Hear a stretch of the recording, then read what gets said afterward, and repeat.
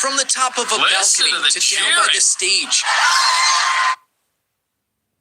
Here's what comes off a bowl of strawberries when you drop this device in the water. These berries are fresh from the store and already rinsed under the tap. Rent-stabilized New Yorkers erupted in celebration.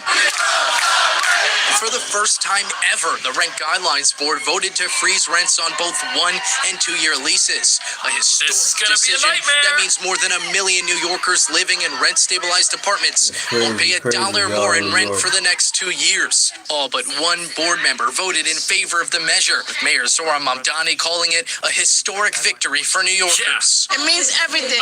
It means that our voices were heard, finally. Bronx tenant Ann Maiden says she can finally breathe again. But landlords called the whole process a sham. Just hours before the vote, Christina Smith, a member of the board who represented landlords, resigned from her post, accusing the panel of ignoring data because it was required to deliver a freeze. Building owners say the decision means there will be less investment in maintenance and repairs, ultimately hurting renters. So the renters lose. To lay off some of the swoopers. Only choice. It's a business. People don't get it. I'm so proud of people my age and young people getting together and forming coalitions. But they don't understand. This just doomed New York City's supply of apartments. There will now be less apartments for multiple reasons, and here's the biggest one. I feel like I'm standing in a time capsule from the 70s. This is a one-bedroom apartment in the Bronx that rents for $811 a month. Okay. That's if the landlord were to actually put it up for rent. This is a rent-stabilized apartment, but look around. The landlord says there is so much work that has to be done here to bring it up to code that it doesn't make financial sense to rent it out. The owner is deciding to lose less money by just keeping it vacant. Chipped and peeling lead paint, an outdated bathroom, and that red carpet, far from luxurious. Not exactly the red carpet people want to walk into. Kenny Burgos is the CEO of the New York Apartment Association and advocates on behalf of landlords who own rent-stabilized apartments, like this one in Mount Eden. It's been vacant since the last tenant moved out around 2021. And now its rent is frozen forever. So the laws in New York were already so bad. This place, which is pretty big, was being lived in by no one, and now that's definitely going to remain the case, but wait till you hear why. Why is this apartment still vacant so many years later? Because the law today says that when the tenant moves out, you still, of course, before the law and after, you would have to upgrade and renovate this unit and bring it up to the current housing standard of 2026. The difference is now the law says we don't really care what you spend. You cannot change the rent from the previous tenants. So it just sits there. The state's rent laws got rid of the 20% vacancy bonus, where landlords could hike rents for new tenants. It's really a crisis. Assemblywoman Linda Rosenthal, chair of the Housing Committee, voted for that bill. We found that with the 20% vacancy bonus, it was an incentive for landlords to harass tenants out. Finally, we righted the scales. Landlords didn't like that, and what they said immediately after we passed it was, we're going to keep apartments off the market. But that's reality. Reality says if your $800 apartment costs $100. That's the part when you vote blue no matter who, you guys. That's the crazy part about it. Y'all got what y'all deserve, man. Y'all asked for that. Y'all voted for it. Now y'all want to complain. Amazing. $1,000 to fix up, and you can only charge $800 a month for it. You're not going to dump $100,000 into a losing investment. It's a business. What do you say to that? I say, what do they then say to landlords who have already gone bankrupt, who've already been in foreclosure? Something definitely wrong here. The tug of war between landlords and tenants advocates leaves lifelong New Yorkers. I got 2 channels. One is political, and this one I'm just doing random stuff with it. Yep. This one's called D2KShow. The other one is Deontay Redden Raves. It's a political channel. If you like political commentary and reaction, you can check it out. Like Troy Williams, caught in limbo. I live in a tier 2 shelter right now, and that's why I have a voucher now, you know. And I'm really trying to, you know, get back to where I was this time 2 years ago. So, just how many rent-stabilized apartments are sitting empty with low rents that need extensive repairs? Well, we actually just got an answer from the city's Department of Housing Preservation and Development. A survey found just under 2,500 units that have been vacant for a year or more, needing extensive repairs with rents below $1,000. Of course, these are units sitting empty when so many are desperate for an affordable place to live. And that's just the units they know about. When this law passed back in 2019, that capped all these rents and said no more rent increases on the stabilized apartments when somebody moves out, even if you renovate. You know what landlords started doing? If they had a stabilized apartment right here, and then next to it they had a free market apartment, when both were empty, guess what they did? They combined them and made the free market apartment much larger and jacked up the rent on the whole thing. So a lot of these apartments, when this law was passed, vanished and are never coming back. But it gets even worse because all the people celebrating, they don't understand where this is going to lead them. It's just cosplaying fairness. This isn't real fairness. Jan Lee, whose family has owned this Chinatown building for nearly a century, is crying foul, accusing the Rent Guidelines Board of freezing rent despite mounds of data he says shows rising costs for landlords. They're not even hiding the bias anymore. The mayor had campaigned on a rent freeze. He appoints 75% of the board, and now he's got his hand on the scale. Just hours before Thursday's meeting, drama unfolded when Christina Smith, a member of the board who represented landlords, resigned from her post, accusing the process of being broken and unjust. Which it is. But it did little to sway the results, as the Rent Guidelines Board voted 7-1 in an historic first to approve a 0% increase on both 1- and 2-year leases. So here's the thing you got to understand. In order for this to work, It's pretty hard to tell that I'm AI, right? That's crazy. Well, I want to show Crazy you how guys you in can New York. create me in less than 5 minutes. I'm from You could Chicago. literally That's make crazy. 10 of me, each with different backgrounds. you can freeze the rents, sure. But what about freezing the taxes that the landlord pays? What about freezing the landlord's insurance, which goes up every single year? What about freezing the landlord's utility costs, which in New York are some of the highest in the entire country? Remember, these landlords, they have to pay for hot water, cold water, and heat, and all that stuff's going up. Meanwhile, rents are frozen. It does not make sense to rent these apartments out anymore. It makes sense to instead keep them off the market forever because you're losing money renting them to people. Renters say the measure was necessary as they struggle to combat inflation and cuts to social What about services. the landlord's inflation? So much to really affect my life in a good way. I feel very good because in New York, that's one of the biggest problems that we have. You know, rent is high and we really needed it stabilized. Mayor Mamdani, who campaigned on freezing the rent, insisted the board's decision would be fair and impartial. Okay, well, he appointed every single person on the board, but check this out. The $800 apartment we saw, if the rent were to go up 2% instead of 0, it would have been a $16 a month increase, which means the people cheering are happy about saving $20. Like, this is not even enough money to get yourself a Big Mac meal at a McDonald's in New York City. You can't even do that. So what are people saving? There is no savings here. On a $2,000 apartment, you're saving $40 a month. Like, is that money? Yeah, it is. But that kind of money doesn't go very far in New York. Things are already so expensive, already so overpriced here. This doesn't actually help.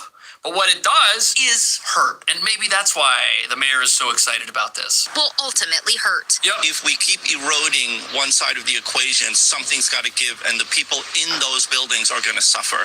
So there has to be some kind of fairness and recognition of the math. Landlords are always saying, like, it's wonderful, I know, we want to have decent rent. But at the same time, landlords are like, we also have to maintain the building, and we have taxes, and we have all that other stuff. So there are two sides to this story. Absolutely. Building's going to collapse. A very valid discussion that's happening in New York City, which is, can landlords absorb this rent freeze for 2 years or even longer?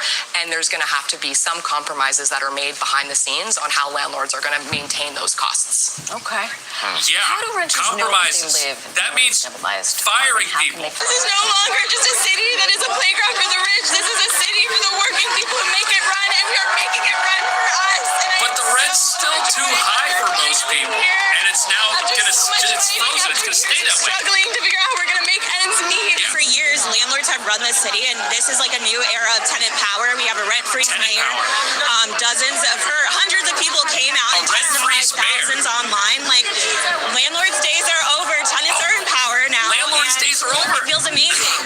landlords who say they are struggling with rising costs like fuel and insurance, though, lambasting the decision. Listen to this. The process is such a farce. We're going to have to cut back.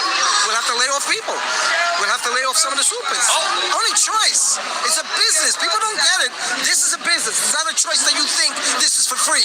So, rents just got frozen, so people who already have an $800 apartment can always have an $800 apartment instead of an $810 apartment next year. And what that means is the person who cleans the building just got fired. Because you know what? There's not enough money around to pay him anymore. Now the building stinks. Now it's going to start falling apart. What a disaster. Freezing. Your rent. Mayor Mamdani made it a signature issue in his campaign, then followed through on his pledge to appoint half a dozen members of the 9-member board. Buildings with rent-stabilized apartments saw their revenue So he increase by appointed more than everyone on the 6% board. last year. But while the outcome seemed like a foregone conclusion, it did not come without drama. It was rigged. This morning, Christina Smith, a board member appointed to represent landlords, abruptly resigned, claiming the mayor stacked the deck.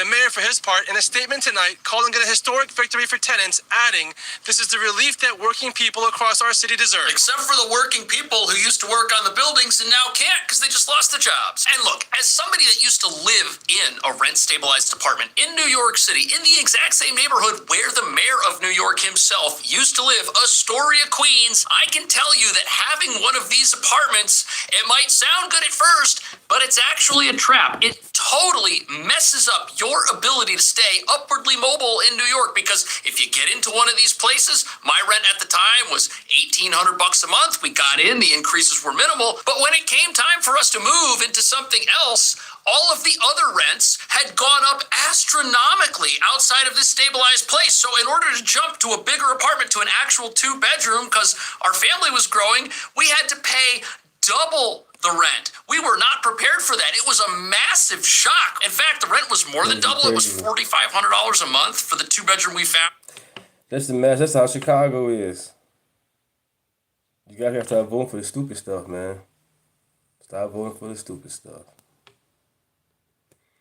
After paying $1,800 a month. So people get trapped in these things and they can't move. And now, yes, the rents are frozen on these apartments, but here's what that's going to do. That's going to mean that the people who have them have even less of a reason to move. And if people aren't moving out of the places where they live, new people who do not have an apartment yet cannot move in to New York City. And when you have zero turnover, the rent on the tiny number of apartments that still exist is just gonna go through the roof. It's gonna go higher and higher. New York City is already breaking records for how high the rents are here on these market rate apartments. And if people can't find a place to live because nobody's willing to move out and no one has the ability to be upwardly mobile, that is essentially a tax on people that live in New York City, a hidden tax. Because if you want to leave, you're going to have to pay double the amount of rent. People cannot afford that. When it's time to move out or when it's time to get a bigger place, people either have to vanish or forego opportunities in life just to stay in a place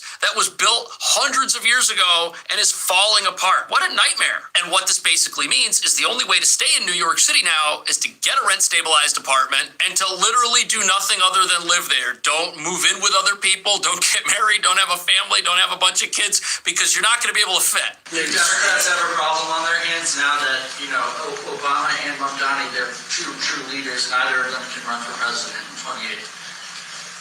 Well, Mamdani. It's the problem when you guys vote for socialism. You want stuff for free. Now it's a problem. It's okay to vote red in your life. At least one time vote red. Because in the midterms, you need to vote red on the real. This makes a lot of sense. The Democrat Party don't care about nobody but themselves and power. Period. He was here, as you know, twice. And he's a very nice guy. He's a charming guy, good-looking guy, and we talk. Why isn't everyone making money on Amazon? Simple. They think they need to sell physical products to do it. We talk, but you can't raise taxes on people when you force them to leave your state or your city, and they're leaving and they're going to Florida. Most of them are going down to Palm Beach and Miami. And that's the other end of this that nobody's talking about. So you've got these frozen rents. Yes, if you can get an apartment with frozen rent, you might be sitting pretty until the building you're sitting in ends up collapsing around you and you have to move out and you become homeless anyways. But the few people who end up earning enough money to move out of that apartment and pay much more for something else, if their life expands, well, they're going to get... I got two channels. This one is D2KShow, and the other one is Deontay Rat and Rays. You guys like political and reaction commentary? Check that other channel out. Get hit extra hard by all of the new taxes that are coming, which means they're going to have to move out, or they're going to have to stay and pay exorbitant amounts of money to live in a city that essentially hates them and doesn't want to see people being upwardly mobile. And this is a massive problem because this frozen rent could really hurt the job market in New York City in ways that nobody's talking about either, because let's say that there are very few available apartments. Well, how do you expand your business in New York City? How does a company like JP Morgan bring in a whole bunch of people and build a new office and bring in a ton of jobs? You can't do that because there aren't places for people to live. And every single time buildings get built in New York right now, because rents are so expensive, most of the places that get built, what are they? They're one bedrooms, they're studio apartments. You might find a couple of two bedrooms. It was very hard for us to find the 3-bedroom apartment that we just moved out of because there are so few of these. And nobody wants to admit that what that means is if you have only studios and 1-bedroom apartments, and those are the entry-level apartments that are on the market that people can move into for $3,000-$4,000 a month, it's either that or it's a bedroom somewhere where you have a roommate. What that means is the only people that can come into New York and even get established or start doing that are people who have no other entanglements. These are going to be single people, people who most likely just graduated college, people who are starting out in the workforce potentially. That means that if you start your company in New York or you want to expand your business in New York, you can really only expand entry-level positions. It's going to be a lot harder to bring in people who have talent and are already successful because perhaps those people have more entanglements in life. Perhaps they have a bunch of kids. Perhaps they have a big family. Perhaps they want to have more than just a shoebox somewhere, and shoeboxes are all that's available. It's going to be hard to attract top talent.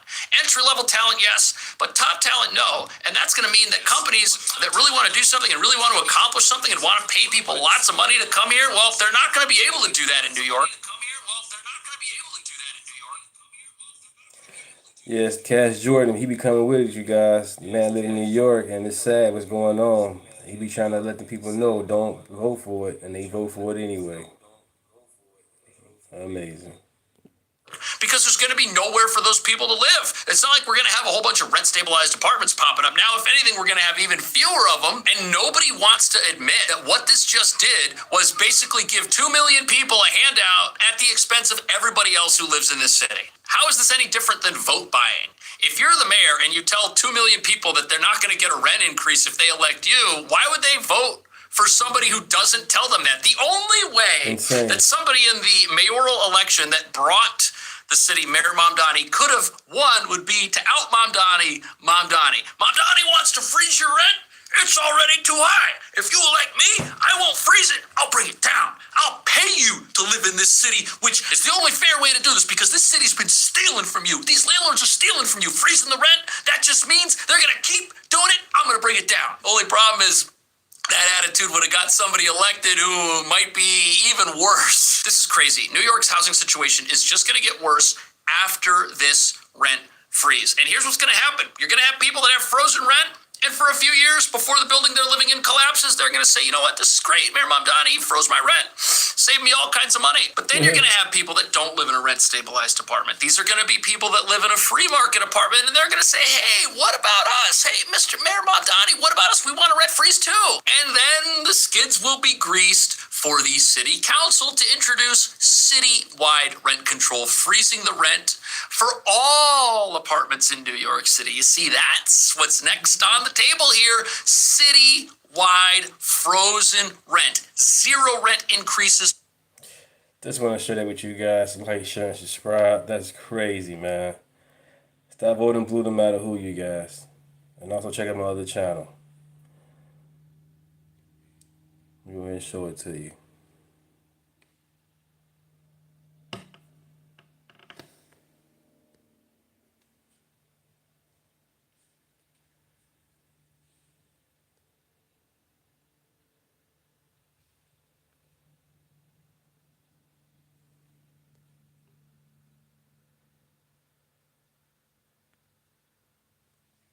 I have the craziest offer for anyone that wants to grow their business on social media. We will give you a free month of service completely on us.